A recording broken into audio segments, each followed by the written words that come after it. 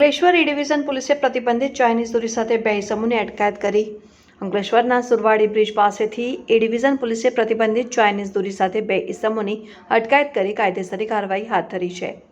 ઉત્તરાયણ તહેવાર દરમિયાન સ્કાયલેન્ડર્સ ચાઇનીઝ તુક્કલ તેમજ સિન્થેટિક કે ચાઇનીઝ મટીરિયલ, ટોક્સિક મટીરિયલ, ઝેરી તત્વો અથવા નાયલોન પ્લાસ્ટિક જેવા સિન્થેટિક કે ચાઇનીઝ મટીરિયલથી તૈયાર કરેલ પાકા દોરાથી ઉડાવવામાં આવતા પતંગોને કારણે માનવ, પશુ પક્ષી તેમજ પર્યાવરણને નુકસાન થતું હોય જે બાબતે આવા નુકસાનકારક મટીરિયલના ઉપયોગ તથા વેચાણ પર કલેક્ટર દ્વારા પ્રતિબંધ મૂકવામાં આવ્યો છે। જે અંતર્ગત અંકલેશ્વર શહેર એ ડિવિઝન પોલીસની ટીમે બાતમીને આધારે સુરવાડી બ્રિજ પાસે આવેલ HDFC બેંક નજીક એક ઇસમ પાસેથી પ્રતિબંધિત ચાઇનીઝ દોરીના બોબિન નંગ 5 જેની કુલ કિંમત ₹3000નો મુદ્દામાલ કબજે કરી કાયદેસરની કાર્યવાહી હાથ ધરી છે।